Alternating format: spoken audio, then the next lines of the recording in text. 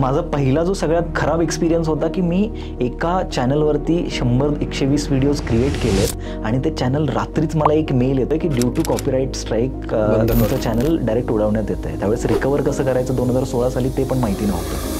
हे जे यूट्यूबला तुम्ही बिझनेसकडे कन्वर्ट केलं तर यूट्यूब एकच सोशल मीडिया चॅनल घेतला का तुम्ही इंस्टाग्राम पण केलं होतं? म्हणजे मला पहिल्यापासून बिझनेसच माझ्या डोक्यामध्ये होता आणि बिझनेसच्या मागचं पण रिझन असं होतं की त्याच्यामध्ये खूप जास्त पैसा आहे. ही एक गोष्ट फक्त मला माहिती होती की जॉब करून त्या लेवलला नाही पोहोचतात बट बिझनेस करून पोहोचता येतं. लेट्स से कुणाकडून अशी चुकी झाली, मे बी पेड ॲडची किंवा काहीतरी चुकी झाली ज्यांनी त्याचा कॉन्टेंट खूप डाऊन गेला आणि आता तो वाढतच नाही, तर त्याच्यासाठी काय स्ट्रॅटेजी असली पाहिजे? मला असं वाटतं ना की त्यांनी काहीतरी मार्केटमध्ये शोधलं पाहिजे की काय नवीन देऊ शकतो मी लोकांना. इंस्टाग्रामवरती आहे ना तुमचे व्हिज्युअल हुक्स खूप मॅटर करतात, नंतर तुमचे जे काही शेअर्स आहेत ते खूप मॅटर करतात, तुमचे सेव्स खूप मॅटर करतात, तुमचा लाईक रेशो वगैरे खूप मॅटर करतो. एक यूट्यूबचा हा एक गुरुमंत्र आहे, ठीक आहे. याच्या व्यतिरिक्त यूट्यूबचं काहीच सिक्रेट नाही आहे. म्हणजे लोक जे सांगतात ना की असं करा तसं करा, याने हे होईल त्याने ते होईल, काहीच नाही. तुम्ही फक्त एवढा एक मंत्र फॉलो करा, यूट्यूबमध्ये ग्रो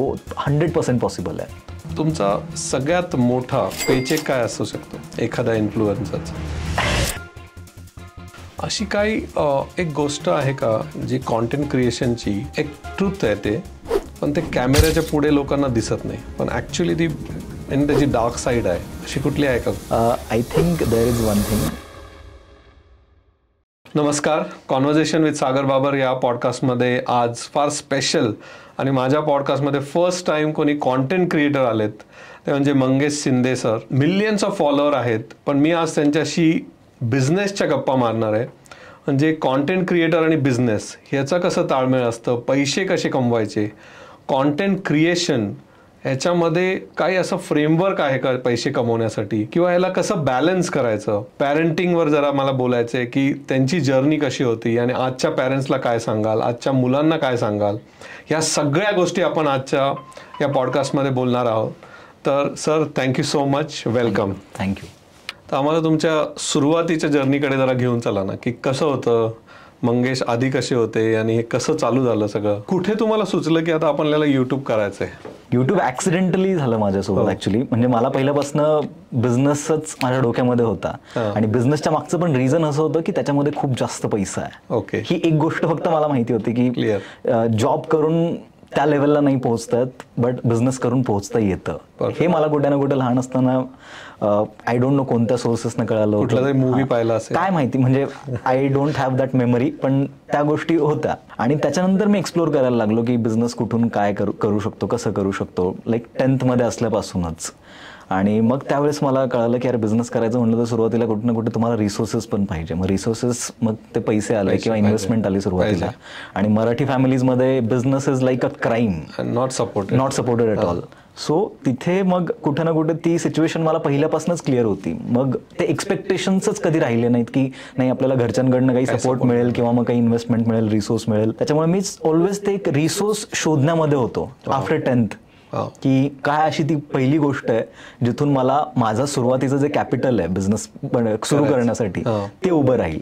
त्याच्यासाठी मी मल्टिपल गोष्टी केल्या. म्हणजे इंजिनिअरिंगमध्ये असल्यापासूनच मी खूप साऱ्या गोष्टी त्यावेळेस करत, म्हणजे इंजिनिअरिंगमध्येच माझा पहिला बिझनेस स्टार्ट झाला होता सेकंड इयरमध्ये असताना.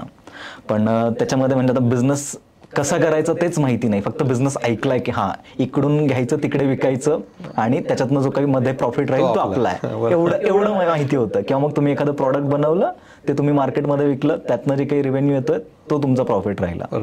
सो या गोष्टी माहिती होत्या. सो आम्ही काय केलं की शोधायला लागलो मी अपॉर्च्युनिटीज काय काय तिथे. मग तिथे फर्स्ट बिझनेस सुरू झाला. फर्स्ट बिझनेस माझा असा होता की आमच्या कॉलेजच्या साईडला नर्सरीज होत्या, ठीक आहे, आणि नर्सरीजमध्ये ते फ्लावर्स वगैरे असायचे. तर तिथे मी जायचो, म्हणजे आणि क्युरिओसिटी कायम असायची ती की हे का असं का होतंय. मग तिथे गेलो, त्यांना विचारलं की म्हणजे हे तुम्ही कितीला विकता. तर त्यावेळेस ते काहीतरी 20 फ्लावर्सचा एक बंच विकायचे, ते 40 रुपयाला विकायचे. ओके. तेच मी बाहेर मार्केटमध्ये जाऊन बघितलं तर म्हणे मला काहीतरी 200 रुपयाला आहे म्हणे. मला वाटलं अरे 160 रुपयांचा प्रॉफिट. मला नाही माहिती ना बाहेरमध्ये काही ट्रान्सपोर्टेशन कॉस्ट असते किंवा मग दुसऱ्या काही कॉस्ट असतात अजून, किंवा डीलर्स जे असतात ते फिक्स्ड असतात, असं काहीच आयडिया नव्हती. होलसेल, रिटेल, काही आयडिया नाही. मला असं वाटलं की अरे 160 रुपये मी जर असे एवढे केले तर मग माझ्या डोक्यात नंबर्स कॅल्क्युलेट झाले की एवढे जर विकले तर मी एवढे पैसे कमवेल. सो ते कुठे ना कुठे एक स्टार्टिंगचं मोटिवेशन भेटलं. आणि माझ्याकडे त्यावेळेस पॉकेट मनी, मला 1,500 रुपये पॉकेट मनी भेटायची कॉलेजला जाण्यासाठी. त्याच्यात पेट्रोल वगैरे तुमचं काही सगळं काही ते ऍडजस्ट करायला लागायचं. आणि मग मी त्याच्यातनं म्हणजे एक्सप्लोर करायला लागलो की हां ठीक आहे, त्याच्यातनं स्टार्ट करू. मग कॉलेजचे अजून 1-2 फ्रेंड्स होते, त्यांच्यासोबत मिळून आम्ही म्हटलं की नाही सुरू करूयात. मग नाव काय ठेवायचं, एकदम नाव काहीतरी भारी पाहिजे. गुगलला सर्च करतोय, अभ्यास वगैरे सगळा गेला म्हणजे खड्ड्यामध्ये. असं या ॲटिट्यूडने आम्ही करत होतो काम की आम्ही आता खूप मोठे बिझनेसमॅन होणार, ऑलरेडी झालं या ॲटिट्यूडने. आणि मग ते सुरू झाल्या गोष्टी तिथे. पहिलंच जे माझ्याकडे 1,000-1,500चं कॅपिटल होतं, त्या 1,000-1,500मध्ये मी 1,000 काहीतरी त्याचे व्हिजिटिंग कार्ड्स छापले. ठीक आहे, माहिती नाही कोणाला द्यायचे ते, पण ते व्हिजिटिंग कार्ड्स छापले. व्हिजिटिंग कार्ड्स छापल्यानंतर त्यातले अजून पण 900-950 माझ्याकडे अजून पण घरी पडलेले आहेत, ते काही यूज झाला नाही त्याचा. सो असे सुरू होत गेलं. पण ज्यावेळेस मग मी लोकांना कॉल करायला लागलो की आमच्याकडे असे फ्लावर्स आहेत, ते म्हणतात नाही हे तर आम्हाला ऑलरेडी 20 रुपयांना देत आहेत, जो मला 40ला देत होता तो. तर मला असं कळालं की अरे यांचे डीलर्स ऑलरेडी फिक्स असतात, मग इव्हेंट मॅनेजमेंट कंपनीज असतात की तिथे त्यांना प्रोव्हाइड करतात. सो खूप साऱ्या चेन असतात इथे मध्ये, त्यांच्याबद्दल काही आयडियाच नव्हती. सो मग इथनं थोड्या हळूहळू गोष्टी कळत गेल्या. मग तिथे अजून मल्टिपल काही, एक फार्म ट्यूब नावाने मी बिझनेस सुरू केला, फ्रीलान्स फॅशन नावाने बिझनेस सुरू केला, पिक्सअप नावाने बिझनेस सुरू केला. हे कॉलेजमध्ये असतानाच सगळे. त्याच टायमिंगला मी इयर डाऊन झालो माझं इंजिनिअरिंगला असताना. बिझनेसमुळे झालं का? बिझनेसच बोलू शकतो आपण, बिकॉज दुसरं काय असं रिझन नव्हतं. आणि सुरू झालं ते. त्यानंतर 1 वर्ष मिळालं. म्हणजे लोक वायडी झाल्यावरती ऍक्च्युली थोडे नाराज होतात. मी खुश झालो की मला 1 वर्ष काहीच नाही करायचं आता. एक जो पेपर माझा राहिलाय तेवढं काढायचं फक्त, बाकी काही काम नाहीये मला. सो मी काय करायला लागलो, माझ्या एरियामध्ये काय अपॉर्च्युनिटीज आहेत त्या बघायला लागलो. तर कार रिसेलमध्ये मला असं वाटलं की यार इथे माझं कम्युनिकेशन पण इम्प्रूव्ह होईल, आणि मला जर काही अपॉर्च्युनिटी भेटली, मी एक जरी कार विकली तर त्याच्यामध्ये मला एक पर्सेंटेज ऑफ रिटर्न भेटतोय. तो आमच्या इथे एक गॅरेज होतं, तर त्या गॅरेजवाल्यासोबत जाऊन मी खूप चांगली मैत्री केली. म्हणजे he was like 65-70 years old. आणि त्याला खूप आवडायचो मी, कारण की मी क्युरिओसिटीने कायम क्वेश्चन विचारत राहायचो वगैरे असं तसं. सो त्याच्याकडे जागा होती. मी त्याला काय म्हटलं की अंकल अपन क्या करते, मैं यहाँ पे गाड़ी लेकर आऊँगा, जो भी गाड़ी बिकेगी उसमें 50-50 करते हैं. आपको 50% आपको मिलेगा, 50% मेरे को मिलेगा. आम्ही काय करायचो, म्हणजे मी एकटाच होतो त्या टायमिंगला. OLX वगैरे असेल किंवा मग त्या कारच्या ज्या वेबसाईट्स होत्या तिथे आम्ही शोधायचो की जवळपास कोणती गाडी आहे. त्यांना कॉल करायचो की इथे ते आमच्या शॉपला आणून ठेवा, आम्ही तुमची गाडी विकून देऊ म्हणून. तुम्हाला जर तुम्ही याला असता, ऑफिसला असता, तुम्हाला माहिती नाही काय आहे वगैरे ते, सो तुम्ही आमच्या इथे आणून ठेवा, आम्ही तुमची कार विकून देऊ म्हणून. विकली का कार? मी जवळपास 13-14 कार विकल्या त्या टायमिंगला, वायडी असताना. अच्छा. पण त्यावेळेस काय झालं की कार विकून जो रेव्हेन्यू आला त्याच्यापेक्षा त्यातनं जे कम्युनिकेशन मी शिकलो, निगोसिएशन शिकलो, म्हणजे लोकांशी कसं बोलायचं, काय ते तुम्हाला कसं बरोबर एक कचाटात पकडतात वगैरे, या सगळ्या काही गोष्टी त्यावेळेस कळाल्या हळूहळू. सो त्याच्यातनं रेव्हेन्यू जास्त नाही कमवलं, पण त्यातनं नॉलेज खूप आलं. आणि जे पहिल्या बिझनेसेस मधनं फेल झालं होतं की मला दुसरा बिझनेस स्टार्ट करताना माहिती होतं की मला आता व्हिजिटिंग कार्ड नाही छापायचं पहिले. आता पहिले मला एक बिझनेस प्लॅन पाहिजे, कस्टमर पाहिजे, आणि मग नंतर पुढच्या गोष्टी पाहिजेत. सो अशा एक गोष्टी शिकत गेलो. त्यानंतर जेव्हा हे वायडी झाले, घरी सांगितलं तेव्हा काही शिव्या नाही पडल्या घरी? खूप म्हणजे घरचे बोलत नव्हते असं लिटरली. घरच्यांनी सोडून दिलं होतं की याचं काहीच होऊ शकत नाहीये पुढे, सो लेट इट बी. अच्छा. आणि मग दिवसभर, म्हणजे माझे पप्पा खूप स्ट्रिक्ट आहेत, म्हणजे त्यावेळेस होते, आता एकदम चिल आहेत, बट त्यावेळेस कॉलेज टाइम मध्ये कोणी तुमच्यात असं कोणतरी एक मित्र किंवा घरचं कोणतरी असेल ना की त्याला वाटलं असेल हा काहीतरी करणार आहे, जाऊ दे उद्योगी आहे पण काहीतरी करेल, असं कोण होतं? का कोणालाच नव्हतं वाटत? बिकॉज माझे म्हणजे अभ्यास 10वी पर्यंत मी खूप अभ्यास वगैरे करायचो वगैरे, पण त्याच्यानंतर मला असं एक गोष्ट रिअलाइज झाली की अभ्यास करून मोठं नाही होता येणार. आपल्याला जर करायचं तर काहीतरी आउट ऑफ द वे जायला लागेल, त्यावेळेसच काहीतरी अपॉर्च्युनिटीज भेटतील आपल्याला, किंवा काही जे करायचं ते होऊ शकतं. मग तिथून ती जर्नी सुरू झाली.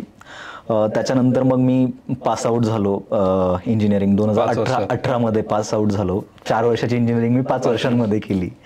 मेकॅनिकल इंजिनिअरिंग कम्प्लीट झालं होतं.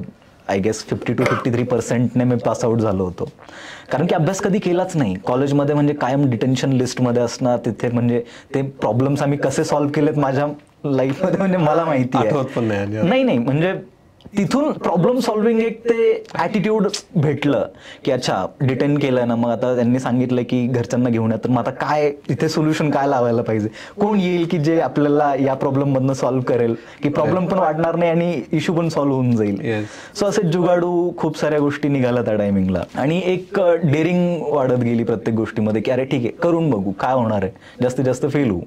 तर ते एक ॲटिट्यूड तिथे डेव्हलप होत गेलं आणि रिस्क घेण्याची जी सवय आहे ना की ठीक आहे होईल, जास्तीत जास्त काय होणार आहे, फेलच होणार आहे, त्याच्यापेक्षा जास्त काही होऊ शकत नाही जास्त. आणि मी कुठे त्यावेळेस एक कोट वाचला होता की if you don't ask the answer is always no. So तिथे म्हणजे मला जर कुठे अपॉर्च्युनिटी दिसते तर मी जाऊन विचारेल तिथे की बाबा हे असं आहे का, मी करू शकतो का, जर त्याच्याकडनं येस आलं तर चांगलंच आहे, नाही आलं तर ना त्याचं काही गेलं ना माझं काही गेलं. सो इथून मग ती जर्नी अशी सुरू झाली हळूहळू आणि त्याच्यानंतर पासआउट झाल्यानंतर जॉबला लागलो मी. मीच माझ्या बॅचचा असा मुलगा होता की जो म्हणायचा कधीच जॉब करायचा नाही, कधीच जॉब करायचा नाही, बिझनेस करायचा. आणि म्हणजे मी माझ्या कॉलेजमध्ये बिझनेस सेल सुरू केलं त्याच्यासाठी की मी लोकांना पण जसं तुम्ही करता ना की अरे नाही मराठी मुलांनी बिझनेसमध्ये आलं पाहिजे, तसं मी पोरांना घेऊन यायचो तिथनं बाहेर, अरे चला आपण बिझनेसचे ते सेशन्स अरेंज करायचो काहीतरी, कधीतरी म्हणजे बळजबरीचं पोरांना बसवायचं, तर ठीक आहे मैत्री म्हणून ते बसायचे. पण ते सगळं सुरू झालं. पण त्याच्यानंतर पासआउट म्हणजे जेव्हा झालो पहिला मीच होतो की ज्याला जॉब लागला होता. त्याच्यामुळे मी खूप शिव्या घालला परत मित्रांच्या वगैरे असं तसं. तिथून मग जॉबची एक वेगळी जर्नी सुरू झाली. मला जॉब सेल्स आणि मार्केटिंग मध्ये होता, इंजिनिअरिंग मध्ये म्हणजे इंजिनिअरिंग बॅकग्राऊंड मध्येच पण सेल्स आणि मार्केटिंग मध्ये मी आलो होतो. तर तिथे मला एक प्लस पॉईंट असा भेटला की म्हणजे जे सिनियर्स होते ते खूप कोऑपरेटिव्ह होते, प्रत्येक गोष्टीमध्ये शिकवणं वगैरे प्रॉपरली कसं राहायचं. म्हणजे तुम्ही जर एखाद्याकडे जाताय सेल्ससाठी किंवा एखाद्याला पिच करण्यासाठी जाताय, तो how should be your attire, तुमचं बोलणं कसं असलं पाहिजे, तुमचे वर्ड्स सिलेक्शन्स कसं असले पाहिजेत, त्या सगळ्या गोष्टी तिथे कम्युनिकेशन म्हणजे खूप बेस्ट लेवलला इम्प्रूव्ह झालं तिथे ते 10-12 महिन्यांमध्ये. आणि तिथे प्लस पॉईंट असं झाला की मी ज्या पण कंपनीजमध्ये जायचो तिथले जे हायर ऑथॉरिटीज आहेत त्या ऑथॉरिटीज सोबत माझे मीटिंग्स वगैरे व्हायच्या मोस्टली, त्यांच्याकडनं खूप सारं शिकायला. आणि मी त्यांना क्युरिओसिटीने क्वेश्चन विचारायचो ना, म्हणजे एका पॉईंट नंतर ते माझ्या बॉसपेक्षा ते मलाच नाही तूच ये, ते त्यांच्यासोबत एक असं फ्रेंडली बिहेवियर नेचरने ते हे झालं होतं, कनेक्ट झालं. मग ते त्यांच्याकडनं खूप साऱ्या गोष्टी शिकायला भेटल्या. मग तिथून जॉबचं तर म्हणजे एका पॉईंट नंतर माझ्या डोक्यात नव्हतंच की नाही जॉब नाहीच करायचं आहे. आणि साईड बाय साईड गोष्टी चालूच होत्या. मी जॉबला लागलो आय गेस त्याच्या 2 या 3 महिन्यानंतरच मी अजून एक नवीन बिझनेस सुरू केला होता साईड बाय साईड. मला आठवत पण नाही आता तो कितवा बिझनेस होता त्या टाइम. तुमचा रिअल टर्निंग पॉईंट काय होता? हा तेच आता रिअल टर्निंग पॉईंटच येतो इथे. म्हणजे नाही पण टर्निंग पॉईंट म्हणजे हे सगळं करत असताना तुम्हाला असं कधी वाटलं की आय एम सिरियस आता याचं ना हेच करायचं म्हणून? तो टर्निंग पॉईंट मला असं वाटतं माझ्या लाईफमध्ये अजून पण नाही. मी शोधतोच आहे अजून पण. तर त्या टायमिंगला त्या गोष्टी सुरू झाल्या आणि मी यूट्यूब करत होतो. यूट्यूब करायचं एक त्याची पण एक स्टोरी आहे. मी 2015 वगैरे मध्ये आहे ना एक यूट्यूब म्हणजे असं एक्सप्लोर करत होतो की काय करू शकतो. आणि त्यावेळेस यूट्यूबवरती आपण व्हिडिओ अपलोड करू शकतो हे पण माहिती नव्हतं मला. तर मला कोणीतरी एकाने सांगितलं, मी असं बाईकवर चाललो होतो आणि तो गाडी चालवत होता आणि मला बोलला की मंगेश तुला माहिती आहे का यूट्यूबवरती जर तू व्हिडिओ अपलोड केला ना तर तुला पैसे मिळतात. आणि माझ्या डोक्यात होतं रिसोर्स कुठून तरी जनरेट करायचा. तर मी कॉलेजला गेल्यावरती त्याला म्हटलं तुझा लेक्चरला मी बसतो खाली, मी तिथे कॉलेजच्या वायफायवरती ते बघितलं की यूट्यूबवरती कसं अपलोड करतात काय करतात ते, कारण की घरी तर वायफाय नव्हता आणि त्यावेळेस जिओ पण नव्हतं. सो तिथे एक ऑप्शन होता की ज्यावेळेस आपण यूट्यूबवरती एखादा व्हिडिओ पाहतो तर ते ऑफलाईन डाउनलोड करू शकतो. सो मी काय करायचो की कॉलेजमध्ये किंवा फ्रेंड्सच्या रूमवरती जर गेलो ना तर तिथे ऑफलाईनमध्ये त्या व्हिडिओज सेव्ह करून ठेवायचो जिथनं मी यूट्यूब शिकू शकेल. व्हिडिओज कसे क्रिएट करायचे, त्यानंतर एडिट कसे करायचे, स्क्रिप्ट कशा लिहायचे, या सगळ्या गोष्टी, किंवा बिझनेस काय असतो सगळ्या. कधी इंजिनिअरिंग झाल्यावर? नाही इंजिनिअरिंगच्या सेकंड इयरमध्ये असताना. सेकंड इयरमध्ये असताना मग तिथून यूट्यूब हळूहळू करायला लागलो. त्यावेळेस म्हणजे तुम्ही माझे पहिले व्हिडिओ जर बघाल ना तर असं लिटरली हसाल असे व्हिडिओज आहेत ते. तर मग तिथून टाकायला लागलो. त्याच्यातनं थोडंफार काही व्ह्यूज वगैरे यायचे, कधी नाही यायचे. पण ते ऑलमोस्ट 2018 पर्यंत असंच चालू होतं. त्यावेळेस मग जॉब पण चालू झाला होता नुकताच. पण एका पॉईंटला मला कुठेतरी वाटलं की यार मी जॉब नाही करू शकत आहे. मी एका पॉईंटपर्यंत करू शकेल, नंतर मी फ्रस्ट्रेट होईल इथे. सो काय करायचं? तर त्यावेळेस मी एक दिवस असंच ऑफिसमध्ये बसलो होतो. मी एक माझा मित्र आहे ज्याने 2016 मध्ये मी आणि त्याने सोबतच यूट्यूब चॅनल स्टार्ट केलं होतं. सो मी त्याचं चॅनल बघितलं आणि त्याच्या चॅनलवरती 1,70,75,000 काहीतरी सबस्क्रायबर झाले होते त्या टायमिंगला. आत्ताचे 1,00,000 आणि त्यावेळेसचे 1,00,000 खूप फरक आहे. ठीक आहे. सो मी बघितलं आणि मी त्याला फोन केला, म्हटलं काय तू काय केलंयस असं, मला सांग पटकन, मला असं राहत नाहीये, काय तू केलंयस नेमकं. मी 20,000 हा, मी त्यावेळेस आय गेस माझे 20-25,000 होते त्यावेळेस काहीतरी सबस्क्रायबर्स. 2018ची गोष्ट आहे. त्याच्यानंतर त्याने मला सांगितलं की मंगेश भाई मैं सिर्फ कंसिस्टंट हूँ चीजों को लेके. आणि कॉन्टेंट मला माहिती आहे, कॉन्टेंट माझं चांगलं होतं, पण मी कन्सिस्टंट नव्हतो राहत त्या गोष्टींमध्ये. सो मी ठरवलं की आता इथून पुढचे 6 महिने मी असं काम करणार ना की यूट्यूबचा गेमच क्रॅक करायचा. मग काय करायचं माहिती तर नाही आहे, काही रिसोर्सेस पण काही नाही आहे. कंपनीने मला एक लॅपटॉप दिला होता त्यावेळेस, म्हटलं चला याच्यामध्ये एडिटिंग बघू काय होतंय का. त्याच्यामध्ये तर काही जमलं नाही मला एडिटिंग. शेवटी ते काइन मास्टर एक फ्रीवाला एक ॲप्लिकेशन यायचं, त्याचं एक क्रॅक व्हर्जन मला सापडलं ज्याच्यामध्ये तो वॉटरमार्क येत नव्हता. तिथून व्हिडिओ एडिटिंग करायला सुरुवात केली. मग तिथून व्हिडिओ एडिटिंग वगैरे झाली. माझं स्केड्यूल ते 6 महिने मला अजून आठवतं की एवढं हार्डवर्कवालं होतं की मी सकाळी 6-6:30ला उठायचो. त्याच्यानंतर माझं स्क्रिप्टिंग वगैरेवरती काम सुरू व्हायचं. माझा जॉब होता याच्यापासून चिंचवडपासून मला खराडीला यायला लागायचं रोज. तर चिंचवडपासून खराडीला यायचं मी 8-8:30ला निघायचो घरनं.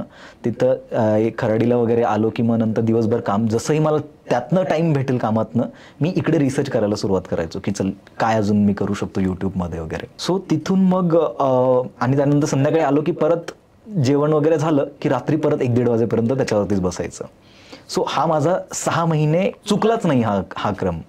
तर तिथे यूट्यूब मला समजायला लागलं काय होतंय ते.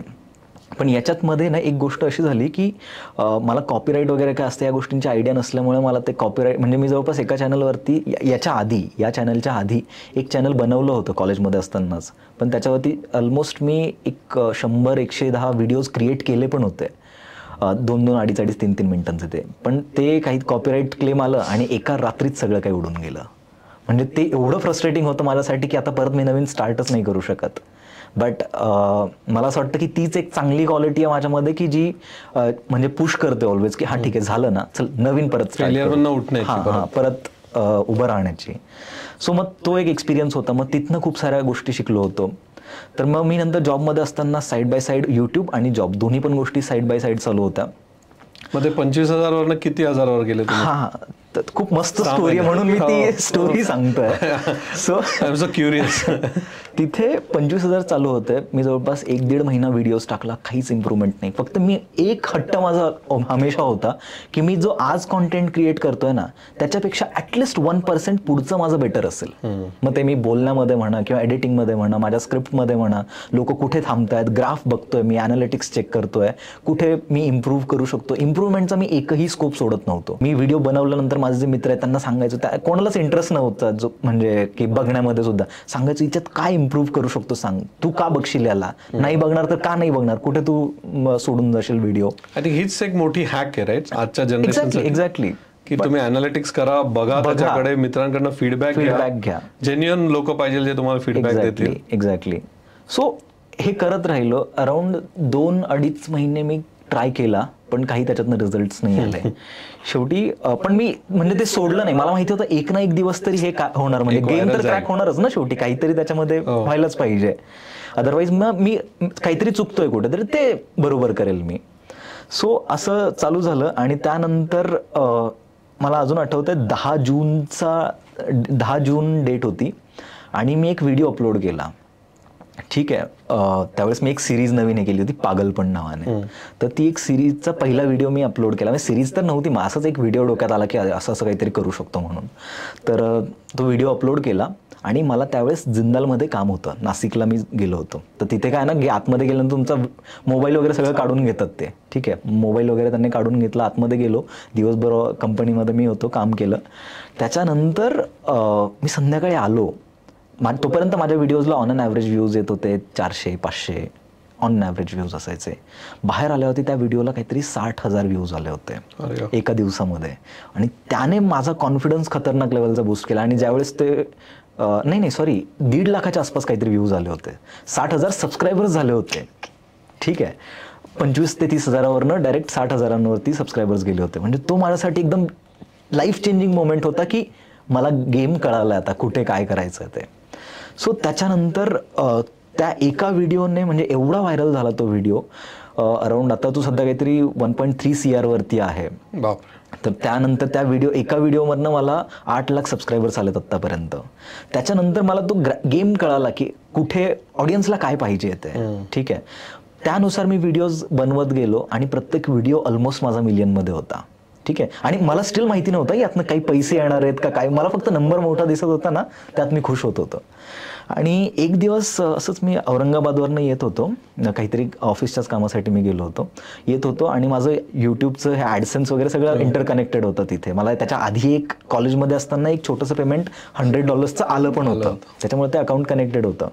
पण इथे मी बघितलं मला 2,14,000 रुपये माझं पहिलं यूट्यूबचं पेमेंट आलं होतं. So that was turning point. आता इथून पैसे मिळू शकतात, इथून इथे पॉसिबल आहे म्हणून गोष्टी बनवणं. कारण की त्यावेळेस 2,14,000 म्हणजे मोठी गोष्ट होती 2019. 20 लाख. हा, नाही 20 नाही म्हणता येणार, पण एक 5-6 लाखाच्या रेंजला होते. आणि मी त्यावेळेस 20-25 हजारावरती जॉब करत होतो. माझं जे कोणतं वर्षाचं झालं एकदम. एक्झॅक्टली. तर माझं जे वर्षाचं होतं तेवढं मंथली येत होतं इकडे. तर म्हटलं यार याच्यामध्ये पोटेन्शियल आहे, लेट्स कंटिन्यू दिस. अच्छा, मग तिथे जॉब सोडला? मग मी तिथे नाही, जॉब मी आधीच सोडायचा विचार केला होता, कारण की मला एवढं म्हणजे मला इथे पोटेन्शियल जास्त दिसत होतं. सो मग मी रिझाईन टाकलं. कंपनी त्या टायमिंगला UK पाठवत होती वगैरे, सगळ्या काही अपॉर्च्युनिटीज सोडल्या. म्हटलं नाही जायचं मला कुठे, कारण की जर मी तिकडे गेलो तर मी कंपनीतच जॉब करत राहील, त्याच्यात पुढे मला काही स्कोप नाही दिसत आहे. आणि सो मग मी जॉब वगैरे सोडला, UKची अपॉर्च्युनिटी सोडली, सगळं काही सोडलं आणि यूट्यूबवरती फोकस करायला सुरुवात केली. पण आत्ता तुम्ही जे केलं 6 महिन्यात, ते आत्ता पॉसिबल आहे कोणाला करायला? आत्ता ते 2 महिन्यातच पॉसिबल आहे, 3 महिन्यातच पॉसिबल आहे. हो का? काय हॅक आहे त्याच्यासाठी? Hack is like, think like a businessman. Okay. तुम्ही जर एखादा बिझनेस सुरू करताय तर तुम्ही असं एखादं प्रॉडक्ट बनवाल का जे लोक नाही खरेदी करणार. अच्छा, ठीक आहे. सो तुम्ही असं काहीतरी गोष्टी बनवा जे लोकांना पाहायचंय. मोस्ट ऑफ द क्रिएटर्स काय करतात, ते अशा गोष्टी बनवतात जे त्यांना बनवता येत आहेत. असे व्हिडिओज क्रिएट करतात जे त्यांना बनवता येत आहेत. बरोबर. बट ते लोकांची म्हणजे लोकांची नीडच समजून नाही घेत आहे. आम्ही कायम सांगत असतो, तुम्ही प्रॉडक्ट बनवताना जो लोकांना पाहिजे तो प्रॉडक्ट बनवा. तुम्हाला वाटतं हा चालेल म्हणून चालत नाही, तसंच आहे कॉन्टेंटचं. एक्झॅक्टली. सो कॉन्टेंटला पण मी काय बिझनेस पर्स्पेक्टिव्हनेच बघितलं. आणि त्यावेळेस हार्ड होतं, बिकॉज त्यावेळेस लॉंग व्हिडिओज एक ऑप्शन होता. लॉंग व्हिडिओज क्रिएट करणं खूप डिफिकल्ट आहे कंपॅरेटिव्हली. इन जनरल व्ह्युअरशिप पण कमी असेल ना 7 वर्षापूर्वी, आता ती 2x आली. खूप कमी आहे, खूप कमी होती. म्हणजे त्यावेळेस युट्यूबमध्ये ज्यावेळेस मी युट्यूबच्या इव्हेंट्सला वगैरे जायचो ना, मला आठवतंय फक्त मी एकटा मराठी माणूस असायचो तिथे. मला असं मराठीत बोलणारच कोणी तिथं हे नव्हतं, की कारण की मी एकतर हिंदीमध्ये कॉन्टेंट क्रिएट करायचो आणि मराठी म्हणजे कोणीच सापडत नव्हतं. आता तरी खूप सारी लोक आहेत युट्यूबमध्ये किंवा सोशल मीडियामध्ये, पण तो त्यावेळेसचा तुम्ही म्हणता मेजर हॅक आहे की जे लोकांना ऐकायचंय तो कॉन्टेंट तुम्ही बनवा. एक्झॅक्टली. याच्यामध्ये पण खूप साऱ्या गोष्टी आहेत, मी अजून त्या पुढे रिव्हील करतो. पण मग याच्यानंतर मला सगळ्यात मोठा ब्रेक भेटला, की मला एक गोष्ट कळाली की युट्यूबवरती ब्रँड प्रमोशन्स पण करतात. तर म्हणजे मी जॉबमध्येच होतो त्यावेळेस आणि मला एकाचा मेल आला की Mangesh, we want to promote our product in your videos. ठीक आहे, आम्हाला प्रॉडक्ट प्रमोट करायचं तुझ्या व्हिडिओमध्ये. तर म्हटलं ठीक आहे. मी तिथं मेल ID वगैरे टाकलेला होता, तर तिथे मेल आला त्यांचा आणि व्ह्यूज म्हणजे मिलियन्समध्ये व्ह्यूज होते माझे. तर म्हटलं ठीक आहे मी करतो. मग त्यांनी विचारलं की तू काय चार्ज करशील. आता न्यू बी कम्प्लिटली, ठीक आहे, यू कॅन इमॅजिन की काय चार्ज करणार तिथे. सो मला आयडियाच नव्हती की काय चार्ज करायला पाहिजे. म्हटलं यांना थोडी जास्त अमाऊंट सांगू म्हणजे निगोशिएट करता येईल नंतर. Still I was in sales. मी सेल्समध्ये होतो, सगळ्या गोष्टी होत्या, मला मार्केटचं नॉलेज होतं स्टील. तर आय सेड देम की मी 4,000 रुपये घेईल म्हटलं पर व्हिडिओ कमीत कमी. त्याचा लगेच फोन आला मला लिटरली की Mangesh, we are giving you 40,000 in advance for the next 10 videos. तिथे तो चुकला. तिथे मला कळालं की यार कुठेतरी हा फायदा उचलतोय त्या गोष्टीचा, ज्याच्या मला माहिती नाही आहे. तर त्याला म्हटलं नाही ठीक आहे मी सांगतो म्हटलं तुला. तर मी चौकशी केली, तर त्या टायमिंगला देअर वर लाईक ब्रँड्स जे मला 50,000 60,000 एका व्हिडिओसाठी देत होते. तर मला असं वाटलं की यार इथे अपॉर्च्युनिटी आहे म्हणून. आणि इथे एक अशी पण गोष्ट आहे की इथे बिझनेस पण बिल्ड होऊ शकतो. बिकॉज अशी जी लोक आहेत की जे 4,000 मला देणार आणि ब्रँडकडनं ते 60-70-80,000 घेणार, म्हणजे मध्ये ब्रोकर जास्त कमवतोय ना, ब्रँडला त्याचा फायदा होतोय ना क्रिएटरला फायदा होतोय. बरोबर. सो इथे मला एक कुठे ना कुठे गॅप दिसला आणि देन आय डिसाइडेड की मला इथेच काहीतरी बिझनेस सुरू करायचा म्हणून. बिझनेसचा तर ते किडा ऑलवेज पहिल्यापासूनच होता. सो मग तिथे मी बिझनेस सुरू केला आणि फर्स्ट कंपनी माझी जी म्हणजे सक्सेसफुल कंपनी विलस्टार मीडिया सुरू झाली तिथे. अच्छा, ती तशी कंपनी आहे. येस. सो मग आम्ही तिथे इन्फ्लुएन्सर मार्केटिंग वगैरे करायला लागलो. मग तिथे मी नंतर टीम वगैरे हायर केली. मग म्हणजे मी ऑलवेज असं होतं की मी स्वतः नाही करत बसणार. एकटा जर करत बसलो तर मला खूप टाइम लागेल त्या गोष्टी करायला. मी ऑलवेज प्रोसेस आणि सिस्टम याच्या ओरिएंटेड फोकस करणाऱ्यांपैकी एक आहे. त्याच्यामुळे मी तिथे प्रोसेस क्रिएट केला, तिथे सिस्टम्स क्रिएट केले, तिथे लोकांना हायर केलं. त्यानंतर बिझनेस आणि त्यावेळेस इन्फ्लुएन्सर मार्केटिंग खूप नवी होती आणि त्यावेळेस कंपनीज पण खूप कमी होत्या त्या पर्टिक्युलर इंडस्ट्रीमध्ये.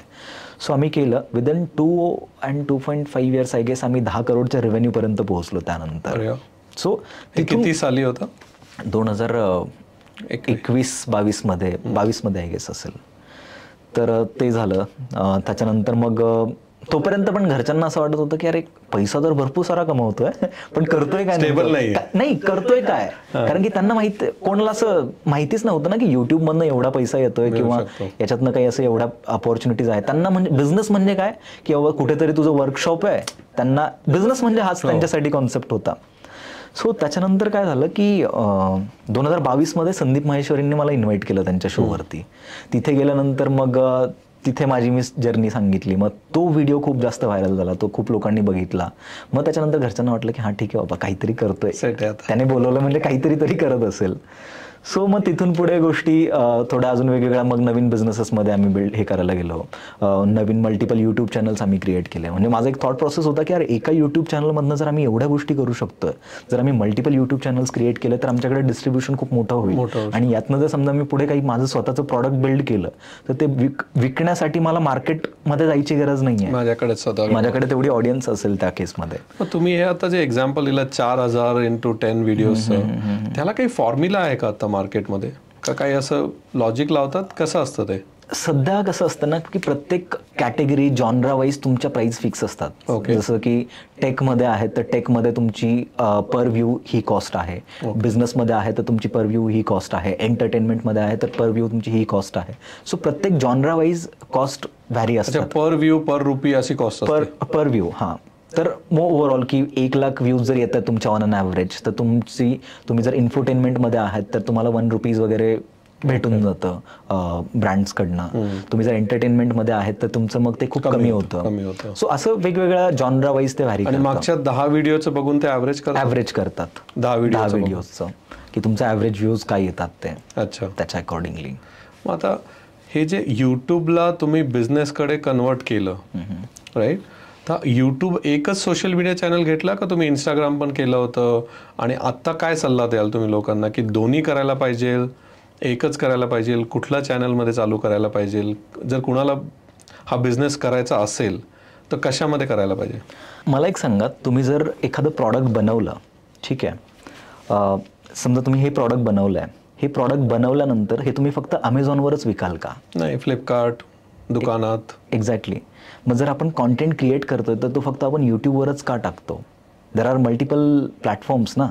आपल्याकडे इंस्टाग्राम आहे, आपल्याकडे फेसबुक आहे, आपल्याकडे स्नॅपचॅट आहे, आपल्याकडे मॉज ॲप आहे, आपल्याकडे शेअर चॅट आहे. असे खूप सारे ॲप्लिकेशन्स आहेत, खूप सारे प्लॅटफॉर्म्स आहेत आणि प्रत्येकाचं म्हणजे साईजमध्ये थोडंफार व्हॅरी होऊन जातात कॉन्टेंट साईज.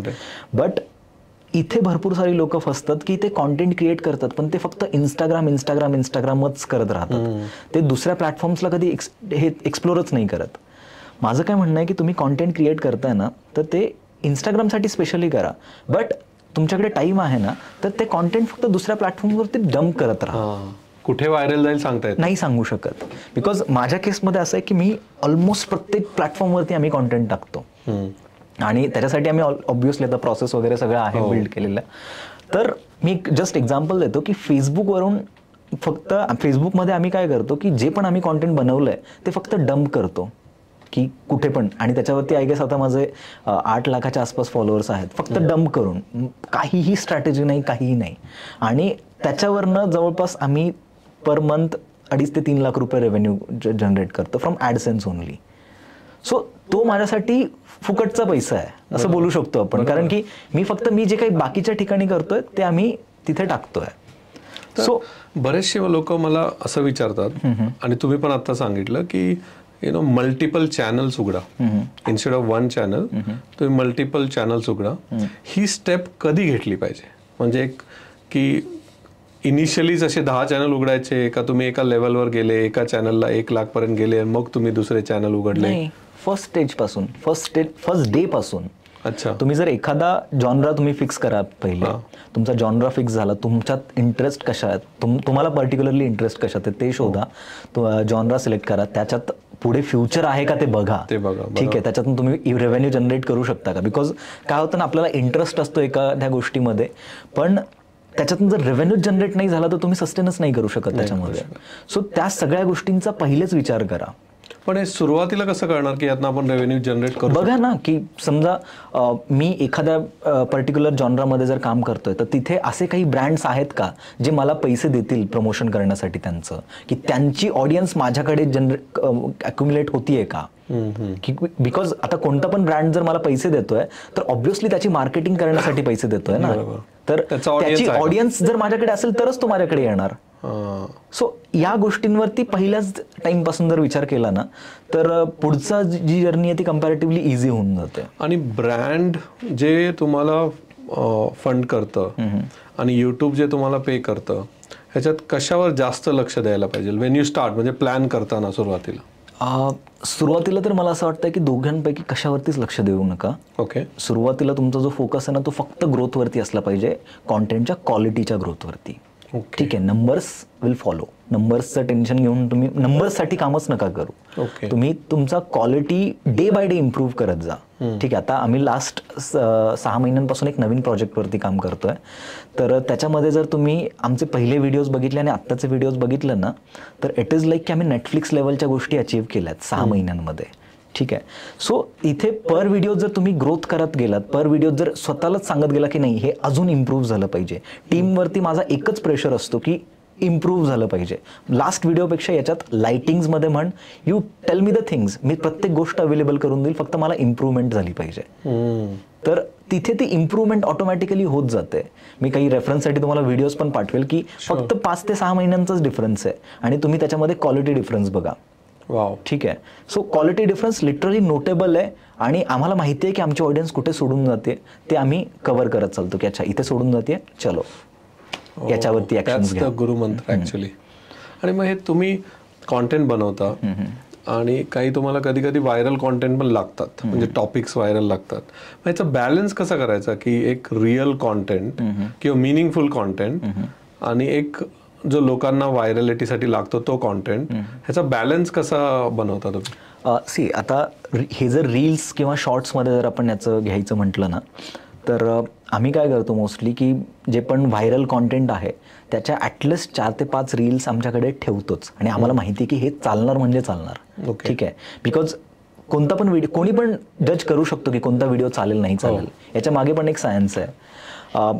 एक यूट्यूबचा हा एक गुरुमंत्र आहे. ठीक आहे, याच्या व्यतिरिक्त यूट्यूबचं काहीच सिक्रेट नाही आहे. म्हणजे लोक जे सांगतात ना की असं करा तसं करा, याने हे होईल त्याने ते होईल, काहीच नाही. तुम्ही फक्त एवढा एक मंत्र फॉलो करा, यूट्यूबमध्ये ग्रोथ 100% पॉसिबल आहे. काय असतं की यूट्यूबमध्ये एखादा व्हिडिओ समजा 5 मिनिटचा, ठीक आहे, अल्गोरिदमला समजा की यूट्यूबचं अल्गोरिदम कसं वर्क करतं, बिकॉज ती पण एकतर कंपनीचं आहे ना, तर त्या कंपनीला काय की त्यांच्या प्लॅटफॉर्मवरती जास्तीत जास्त लोकांनी थांबलं पाहिजे. ठीक आहे, तरच त्यांचा कंपनीचा रेव्हेन्यू वाढणार आहे. सो त्यांच्या पर्स्पेक्टिव्हने विचार करा. जर तुमचा एखादा 5 मिनिट्सचा व्हिडिओ आहे आणि तो 5 मिनिट्सचा व्हिडिओ जर ऑडियन्स फक्त 1 मिनिट 1.5 मिनिटं पाहतीये किंवा 30 सेकंड पाहतीये लगेच सोडून जातीये, तर इथे यूट्यूबचं अल्गोरिदम काय अंडरस्टँड करेल की यार या व्हिडिओमध्ये काही क्वालिटी नाही आहे, त्याच्यामुळे लोक पाहत नाही आहेत, चला या व्हिडिओला साईडला करा, या व्हिडिओमध्ये काही दम नाही, याच्याकडे नका बघायला. पण याच्या व्यतिरिक्त एक दुसरी केस की ज्याच्यामध्ये असा एक व्हिडिओ आहे 5 मिनिटाचा व्हिडिओ ज्या व्हिडिओला तुमच्या ऑडियन्स 4 मिनिट पाहतीये, 4.5 मिनिटं पाहतीये, काही लोक कंप्लीट पाहत आहेत, मॅक्सिमम टाइम लोक तो व्हिडिओ कंप्लीट पाहत आहेत. ठीक आहे. इथे युट्यूबच्या अल्गोरिदमला काय समजतं की यार या व्हिडिओमध्ये काहीतरी तरी व्हॅल्यू आहे, मला नाही माहिती काय व्हॅल्यू आहे, पण काहीतरी तरी व्हॅल्यू आहे जे लोक याला पाहतायत. ठीक आहे, मग काय करू, चला याला अजून 100 लोकांना आपण सजेस्ट करू. 100 लोकांना सजेस्ट केला की व्हिडिओमध्ये जर पाहिलं त्यांनी तर त्या 100 लोकांच्या ऐवजी पुढे तो 1000 लोकांना सजेस्ट करतो, पुढे तो 10,000 लोकांना सजेस्ट करतो आणि याच वेने व्हिडिओज व्हायरल होत जातात. So you have to understand की तुम्ही तुमच्या ज्या ऑडियन्सला तुम्ही घेऊन आलात त्यांना 0 पासून एंडपर्यंत तुम्ही त्यांना बांधून कसं ठेवाल, त्यांची क्युरिओसिटी संपून नाही द्यायची आहे. म्हणजे आपण बऱ्याच वेळा ऐकतो की अल्गोरिदम चेंज होतात, यूट्यूब बदलत असतं वगैरे, पण हे फंडामेंटल हेच आहे तुम्ही म्हणताय. पण अल्गोरिदम चेंज होतं का आणि ते कसं? अल्गोरिदम जरी चेंज झालं सर तरी पण मला असं वाटतं ना की बेसिक कॉन्सेप्ट ना कधीच चेंज होत नाही. 2+2 ऑलवेज 4च राहणार आहे, मग किती पण दुनिया इकडची तिकडे जाऊ द्या. ठीक आहे. सो अल्गोरिदमचं बेसिक काय की जास्तीत जास्त टाइम लोकांनी त्यांच्या प्लॅटफॉर्मवरती टाइम स्पेंड केला पाहिजे आणि त्यासाठी काय ऑडियन्स रिटेन्शन, जास्तीत जास्त टाइम लोक तुमचे व्हिडिओज बघतायत कसे, त्या गोष्टींवरती फोकस राहिला पाहिजे. जर ते तुम्ही अचीव्ह करताय तर मला नाही वाटत अल्गोरिदम किती पण चेंज होऊ द्या फरक पडला पाहिजे. आणि हे प्रत्येक लेवलला तुम्ही असं म्हणताय, भले तुम्हाला 1000 फॉलोअर आहे, 10,000, 1,00,000, 10 मिलियन, हेच कॉन्सेप्ट 100%. बिकॉज तुम्ही मला सांगा ना की जो 10 मिलियन वरती आहे तो कधी ना कधी 0वर होताच ना, त्याने पण कुठेतरी स्टार्ट केलं, त्याचा पण एखादा ऑडियन्स रिटेन्शन चांगला आला असेल, त्याचा व्हिडिओ तो व्हायरल गेला असेल, त्यातनं लोकांना कळालं असेल की अच्छा असा कोणीतरी एक माणूस जो व्हिडिओ क्रिएट करतोय, कुठून ना कुठून त्यांची पण सुरुवात होतेच ना ती. सो ऑडियन्स रिटेन्शनवरती फर्स्ट डे पासून लक्ष द्यायला पाहिजे असं मला वाटतं. आणि अल्गोरिदम मध्ये असं म्हणतात की तुम्ही कधी कधी लोकांना माहीत नसतं कॉन्टेंट क्रिएटरला, म्हणून ते पेड ऍड करतात, प्रमोट करतात, तर ह्याचा इम्पॅक्ट होतो, बरोबर ना? मला असं वाटतं ना की तुम्ही जोपर्यंत त्यातनं काही अर्न करत नाहीये ना तोपर्यंत तुम्ही त्याच्यात काही टाकू पण नका. ओके, ठीक आहे. जे पण रिसोर्सेस आहेत ना त्याच्यामधनंच तुम्ही गोष्टी बनवा आणि त्यातनं जर काही आलं तर मग त्याला इम्प्रूव्ह करायला सुरुवात करा. पेड ऍडचा अल्गोरिदमवर इम्पॅक्ट होतो, अल्गोरिदमवर पण इम्पॅक्ट होतो आणि मी नाही सजेस्ट करणार की त्या गोष्टी करा म्हणून. Because in the long run काय होतं ना की आपण त्या गोष्टींना चेज करायचं विसरून जातो. आपण काय म्हणतो, अरे नाही चला प्रमोट करू, शॉर्टकट करू, बट त्या गोष्टींची व्हॅल्यूच नाही आहे काही. म्हणजे तुम्ही पेड ऍड करून जर ते व्ह्यूज घेऊन आलात त्या व्ह्यूजला व्हॅल्यू नाही आहे. आणि लेट्स से कुणाकडून अशी चुकी झाली, मे बी पेड ऍडची किंवा काहीतरी चुकी झाली ज्यांनी त्याचा कॉन्टेंट खूप स्टेप डाऊन गेला आणि आता तो वाढतच नाही, एका लेवलला पोचला होता आणि तो आता त्याच्या पुढे जातच नाहीये, तर त्याच्यासाठी काय स्ट्रॅटेजी असली पाहिजे? मला असं वाटतं ना की त्यांनी काहीतरी मार्केटमध्ये गॅप म्हणजे शोधलं पाहिजे की काय नवीन देऊ शकतो मी लोकांना. ह्युमन सायकोलॉजी अशी आहे ना की त्यांना जर काही नवीन दिलं तुम्ही. आता एक रिसेंट एक्झाम्पल आहे माझ्याकडे लास्ट इयरचं. माझं इंस्टाग्रामचं जे पेज होतं ते अराउंड 3.5 लाखांवरती वगैरे अडकलेलं होतं. ठीक आहे. मी आणि एवढं काही माझा फ्रँकली फोकस पण नव्हता, म्हणजे काय बिझनेसवरतीच माझ्या डोक्यात असायचं ते, त्याच्यामुळे काही फोकस नव्हता. पण मला असं वाटलं की यार इथून रेव्हेन्यू खूप चांगला होऊ शकतो. बिकॉज इंस्टाग्रामच्या एका रीलसाठी 2-2.5 लाख रुपये ब्रँड्स आरामात देतात. सो जर मी इथे 3-4 जरी ब्रँड प्रमोशन केले तरी मी 8-10 लाखाच्या आसपास मंथली रेव्हेन्यू फक्त इंस्टाग्रामवरून जनरेट करू शकतो. सो म्हटलं ठीक आहे चला इंस्टाग्रामवरती फोकस करू. सो माझं काय ना पहिले अंडरस्टँड करायचं, काम करायच्या आधी पहिले अंडरस्टँड करा की तो प्लॅटफॉर्मची सायकोलॉजी काय आहे. तर मी इंस्टाग्रामवरती थोडा टाईम दिला. कॉन्टेंट तर आम्ही करतच होतो, जे शॉर्ट्ससाठी क्रिएट करत होतो, इकडे इंस्टाग्रामवरती टाकत होतो, फेसबुकवरती टाकत होतो. सो तिथे मला असं कळालं की इंस्टाग्रामवरती आहे ना तुमचे व्हिज्युअल हुक्स खूप मॅटर करतात. त्यानंतर तुमचे जे काही शेअर्स आहेत ते खूप मॅटर करतात, तुमचे सेव्स खूप मॅटर करतात, तुमचा लाईक रेशो वगैरे खूप मॅटर करतो. सो ह्या काही गोष्टी मला कळाल्या. मी त्यांचा बंच केला आणि म्हटलं इथे काय करू शकतो नवीन आणि सध्या ट्रेंडिंगमध्ये काय. त्यावेळेस ट्रेंडिंगमध्ये आपले इलेक्शन्स चालले होते. ठीक आहे. सो मला असं वाटलं की यार इलेक्शन्समध्ये काय करू शकतो. मग मी काय करतो, माझी पूर्ण टीम आहे ना सगळ्यांना घेऊन बसतो, काय करू शकतो सांगा आपल्याला. सो कारण की एकाचं डोकं जर लावायचं म्हटलं तर ते खूप युनिडायरेक्शनल काम करेल ते. पण जर तिथे तुम्ही 10-15 डोके जर लावले तर ते प्रत्येकजण एक काहीतरी म्हणतो. आणि त्यांना मी एक सांगितलं की तुम्हाला जर वाटलं ना रे ही फालतू आयडिया देतोय मी तरी पण चालेल, पण द्या, शांत नका बसू, डोक्यात नका ठेवू तुमच्या काही. सो तिथून आलं आणि त्यातनं आम्हाला एक कॉन्सेप्ट भेटली की आपण काय करूयात, जे पण कॅरेक्टर्स आहेत, कॅरेक्टर्स नाही बोलू शकत, पॉलिटिशियन्स आहेत, त्यांच्या प्रत्येकाच्या रोलला आपण इंस्टाग्रामवरती एका रीलमध्ये सांगूयात. म्हणजे फॉर एक्झाम्पल लोकांना माहिती आहे की अरे आमदार आहे, खासदार आहे, सरपंच आहेत, प्राईम मिनिस्टर आहेत, राष्ट्रपती, त्यांच्या ड्युटीज काय आहेत, ते काय करतात. ठीक आहे आमदार आले निवडून, पण ते फक्त फिरतात, काय करतात काय ते त्यांच्या म्हणजे काही नाही माहिती. समजा त्यांनी जर काही काम नाही केलं, तुम्ही कंप्लेंट कोणाला करू शकता, काय करू शकता, खूप साऱ्या अशा गोष्टी आहेत, पण आपल्याला काहीच आयडिया नाही आहे त्याच्याबद्दल. आणि त्यावेळेस पॉलिटिक्स म्हणजे आपलं इलेक्शनचं वारं चाललं होतं, त्यामुळे मला असं वाटलं की यार इथे अपॉर्च्युनिटी आहे, लेट्स डू समथिंग. मग आम्ही काय केलं की लोकांना भेटायला सुरुवात केली की सरपंच काय करतात, त्यानंतर जे आपले MP असतात ते काय करतात, त्याच्यानंतर MLA काय करतात, सगळ्या गोष्टींचा पूर्ण रिसर्च वगैरे डेटा वगैरे आम्ही काढला. म्हणजे ठीक आहे आता हे आलं, पण हे जर मी समजा कॅमेरा समोर जर येऊन फक्त सांगितलं तर मे बी लोकांना त्याच्यामध्ये एवढा इंटरेस्ट नसेल, तर काय करायचं. तर आम्ही लिटरली, मी त्याचे पण काही फुटेजेस तुम्हाला पाठवेल, आम्ही लिटरली पूर्ण मेकअप केला त्या गोष्टींचा. की फॉर एक्झाम्पल आता मी प्राईम मिनिस्टर हेचं जर हे सांगतोय, तर मी स्वतः प्राईम मिनिस्टर बनलो त्याच्यामध्ये. ठीक आहे, म्हणजे तो मेकअप, ते पूर्ण केस वगैरे त्याच्यामध्ये पांढरे, नरेंद्र मोदींचा आम्ही त्याच्यामध्ये लुक केला.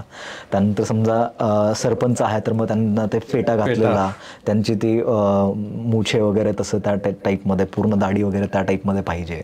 सो त्याच्यानुसार पूर्ण शूट आम्ही प्लॅन केलं. अराउंड 9 एपिसोड्स आम्ही बनवले त्याच्यामध्ये. आणि प्रत्येक एपिसोड मग त्याला एक आम्ही कॉन्सेप्ट दिली की जसं आप की अदालत आहे, तर त्याला आम्ही बाप की अदालत नाव दिलं, थोडं फनी वेमध्ये. जसं त्यांनी बॅकग्राऊंड आहे त्यांचं, तसं आम्ही बॅकग्राऊंड डिझाईन केलं सगळं याच्यामध्येच, कम्प्युटर याच्यामध्ये, ग्राफिक्स. आणि तिथे आम्ही त्या व्हिडिओजला ग्रीन स्क्रीनवरती शूट केलं प्रॉपरली. म्हणजे रंगरंगोटी चालली आमची, मला टक्कल करायचं तर ते टक्कल कसं करायचं ते शोधा, त्याच्यावरती जुगाड लावा काहीतरी, ह्या सगळ्या गोष्टी सुरू झाल्या. म्हणजे एवढे एफर्ट्स टाकायला लागतात जर तुम्हाला. आम्ही म्हणजे नाही टाकत लोक युजली, बट आम्ही टाकले ते. आणि आय वॉज लाईक हां ठीक आहे, म्हणजे ॲटलिस्ट माझे 100-200K तरी सबस्क्रायबर्स वाढतील त्याच्यावरनं. आम्ही 3.5 लाखांवरती होतो. ती सिरीज आम्ही स्टार्ट केली, फर्स्ट डे गेला, सेकंड डे गेला, आणि ते व्हिडिओज एवढे व्हायरल झाले त्या टायमिंगला की विदिन लाईक 1 मंथ आम्ही डायरेक्टली 1 मिलियन टच केला. त्यानंतर आता पण पॉसिबल आहे, 100% पॉसिबल आहे. You just have to understand the need, you have to create the product and लोकांसमोर लक्ष द्यायचं, अनालिटिक्सकडे लक्ष द्या. युट्यूबकडे पण हेच लॉजिक. सेम सर, लोक तर नाही बदलत ना. युट्यूब असू द्या, इंस्टाग्राम असू द्या, प्लॅटफॉर्म सायकोलॉजी आहे, पण लोक जी तुमचं कॉन्टेंट कन्झ्युम करतात ती लोक तर सेमच आहेत ना. त्याच्यामुळे त्या गोष्टी म्हणजे सगळीकडे लागू होतात. आपण थोडा बिझनेसकडे वळूया. ॲज अ इन्फ्लुएन्सर, तुमचा सगळ्यात मोठा, म्हणजे it's up to you to reveal or not, paycheck काय असू शकतो एखादा इन्फ्लुएन्सरचा? 1 paycheck. There is no limit sir. म्हणजे माझं सांगायचं आहे की असं दुसरं, म्हणजे तुमचा किंवा एक मॅक्सिमम किती असू शकतो? I don't think so there is a limit. अच्छा, म्हणजे आतापर्यंत 50 lakhs, 5 lakhs, 10 lakhs, 40 ते 50 लाख महिन्याला आम्ही केलंय आतापर्यंत. ओके. पण there are people who are doing like 5 crore, 10 crore a month influencers आहेत. वाव.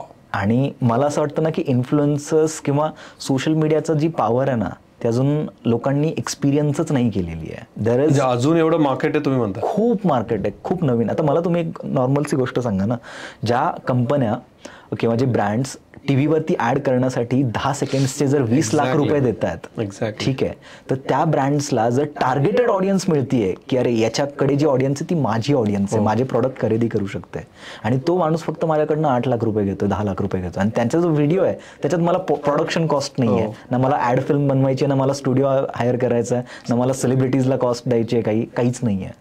ठीक आहे, त्याने व्हिडिओ बनवल्यानंतर त्याची क्रेडिबिलिटी पण मला भेटणार आहे. प्लस त्यांना जो काही व्हिडिओ टाकलाय तो व्हिडिओ सोशल मीडियावरती मी परत ऍड रन करून परफॉर्मन्सने पण त्या लोकांना अजून सेल आउट करू शकतो. ठीक आहे, आणि त्या व्हिडिओजवरती लाईफ टाईम व्ह्यूज येत राहणार आहे. मला त्याच्यासाठी ब्रॉडकास्टिंग राईट पण पैसे नाही द्यायचे आहेत.